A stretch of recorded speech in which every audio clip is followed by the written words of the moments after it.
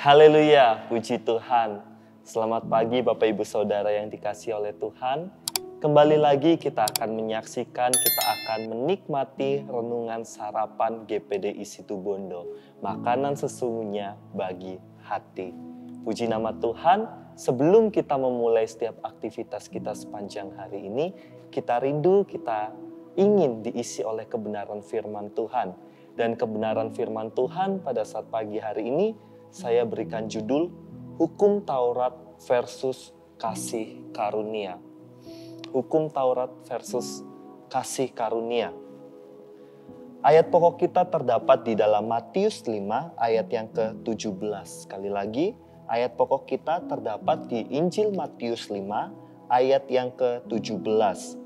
Saya akan bacakan Injil Matius 5 ayat yang ke-17. Janganlah kamu menyangka bahwa aku datang untuk meniadakan hukum Taurat atau kitab para nabi. Aku datang bukan untuk meniadakannya, melainkan untuk menggenapinya. Amin. Bapak Ibu Saudara yang dikasihi dalam Tuhan, kita semua tahu bahwa hukum Taurat itu ada sebelum zaman Yesus. Hukum Taurat ada sebelum zaman Yesus. Hukum Taurat ada di Perjanjian Lama. Di Perjanjian Lama. Dan kita akan melihat sifat-sifat atau karakter dari hukum Taurat. Yang pertama, hukum Taurat yang diberikan Allah lewat Musa di Gunung Sinai. Sifat hukum Taurat yang pertama itu diberikan oleh Allah melalui Musa di Gunung Sinai. Kita akan lihat di dalam Keluaran 34. Keluaran 34 ayat yang ke-27 sampai 29. Keluaran 34 ayat 27 sampai 29. Berfirmanlah Tuhan kepada Musa, tuliskanlah segala firman ini, sebab berdasarkan firman ini telah kuadakan perjanjian dengan engkau dan dengan Israel. Dan Musa ada di sana bersama-sama dengan Tuhan 40 hari 40 malam lamanya, tidak makan roti dan tidak minum air. Dan ia menuliskan pada loh itu segala perkataan perjanjian, yakni ke-10 firman. Ketika Musa turun dari Gunung Sinai, kedua loh hukum Allah ada di tangan Musa ketika ia turun dari gunung itu. Tidaklah ia tahu bahwa kulit mukanya bercahaya oleh karena ia telah berbicara dengan Tuhan. Amin. Hukum Taurat ini adalah hukum yang diberikan oleh Tuhan, oleh Allah lewat atau melalui Musa ketika Musa ada di Gunung Sinai. Lalu sifat yang kedua dari hukum Taurat adalah sifatnya itu sempurna. Sifat dari hukum Taurat itu sempurna, tetapi hukum Taurat tidak menyelamatkan. Sekali lagi, yang kedua, sifat dari hukum Taurat itu sempurna, tetapi tidak menyelamatkan. Kita akan lihat di dalam Perjanjian Baru, di dalam Roma 7 ayat yang ke-7. Roma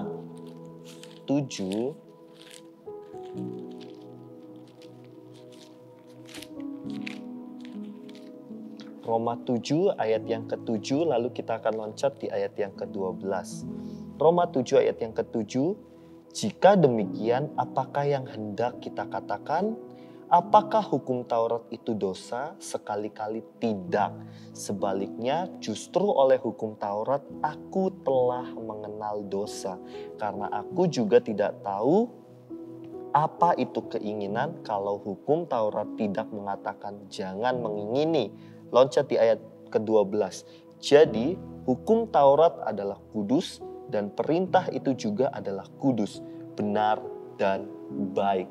Hukum Taurat itu kudus, hukum Taurat itu sempurna karena hukum Taurat itu diberikan oleh Allah secara langsung melalui hambanya Musa.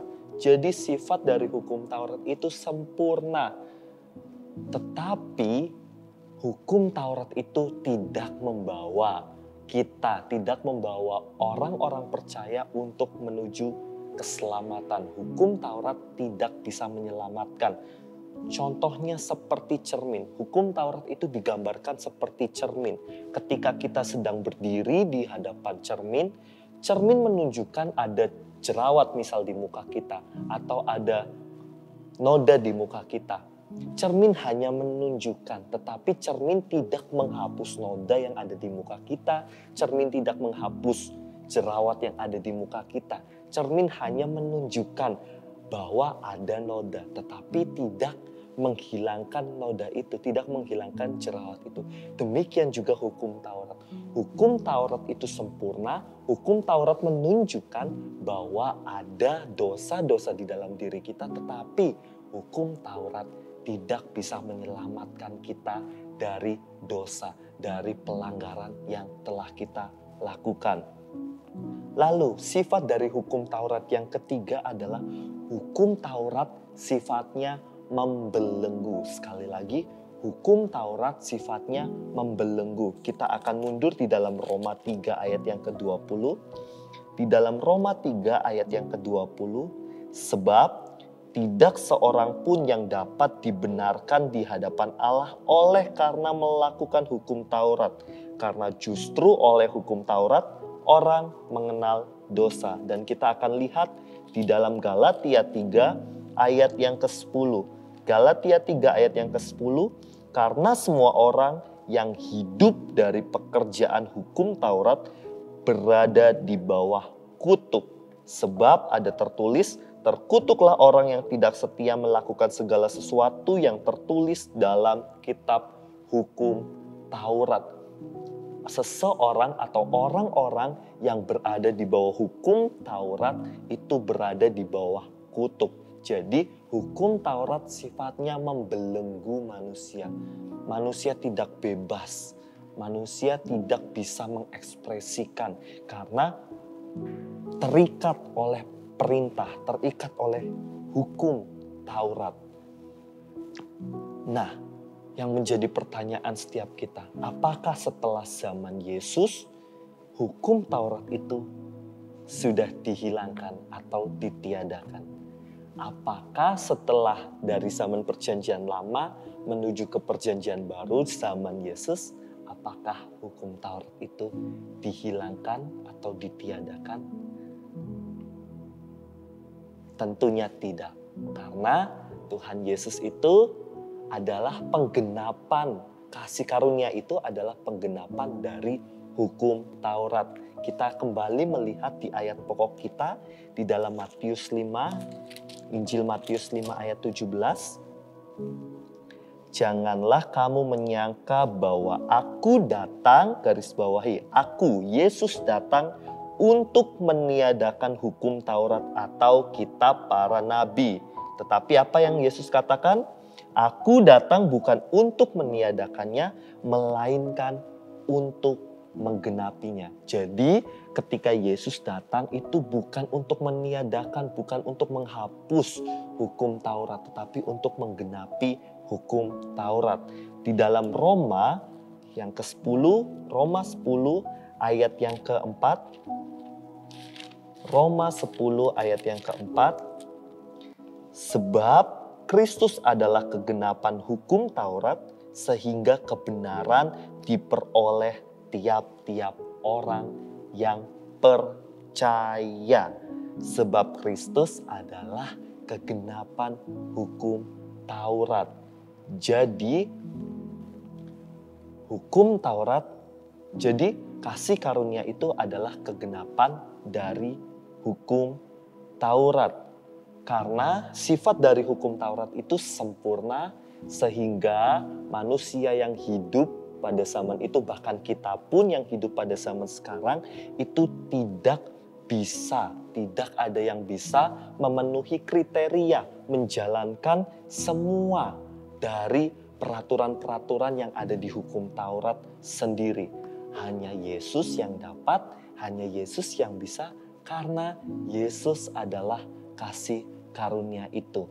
Di dalam Galatia 3 ayat 13, Galatia 3 ayat yang ke-13, Kristus telah menebus kita dari kutuk hukum Taurat dengan jalan menjadi kutuk karena kita. Sebab ada tertulis, terkutuklah orang yang digantung pada kayu salib. Hanya Yesus yang dapat menggenapi hukum Taurat itu. Karena Yesus yang tidak berdosa dijadikan berdosa. Yesus yang tidak terkutuk dijadikan terkutuk untuk membebaskan kita, menebus kita, anak-anaknya Tuhan. Lalu sifat yang kedua dari kasih karunia itu adalah memerdekakan. Kalau yang tadi pertama, kasih karunia itu adalah Yesus itu sendiri. Dan sifat dari kasih karunia itu memerdekakan. Di dalam Galatia 5 ayat yang ke-18. Galatia 5 ayat 18. Akan tetapi jikalau kamu memberi dirimu dipimpin oleh Roh, maka kamu tidak hidup di bawah hukum Taurat.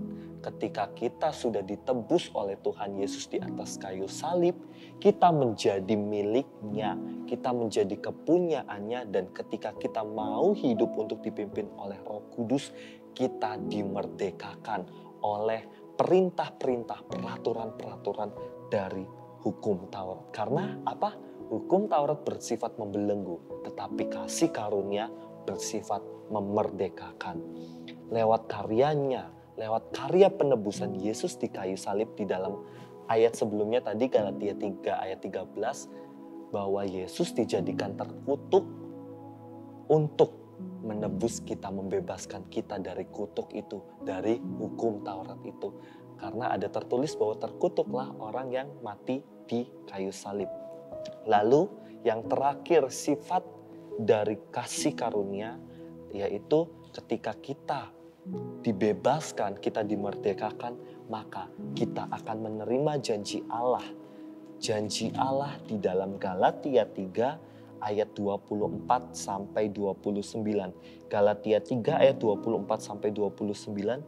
Jadi hukum Taurat adalah penuntun bagi kita sampai Kristus datang supaya kita dibenarkan karena iman.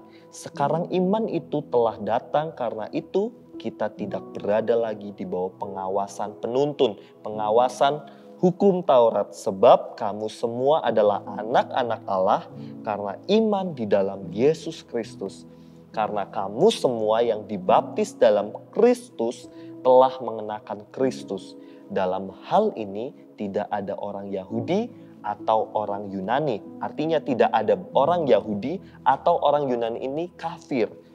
Tidak ada hamba atau orang merdeka, tidak ada laki-laki atau perempuan, karena kamu semua adalah satu di dalam Kristus Yesus. Dan jikalau kamu adalah milik Kristus, maka kamu juga adalah keturunan Abraham dan berhak menerima janji Allah. Ketika kita dimerdekakan, ketika kita menerima Yesus Kristus sebagai kasih karunia itu, maka kita akan menerima janji Allah. Jadi yang membedakan hukum Taurat dengan kasih karunia sudah sangat jelas, bahwa hukum Taurat dan kasih karunia itu sama-sama dari Allah, sifatnya sempurna, tetapi yang membedakan, hukum Taurat itu tidak menyelamatkan. Hukum Taurat membelenggu, sedangkan kasih karunia itu membebaskan, memerdekakan, dan kita bisa menerima janji Allah. Haleluya. Sekian renungan pada saat pagi hari ini. Selamat beraktivitas dan Tuhan Yesus memberkati.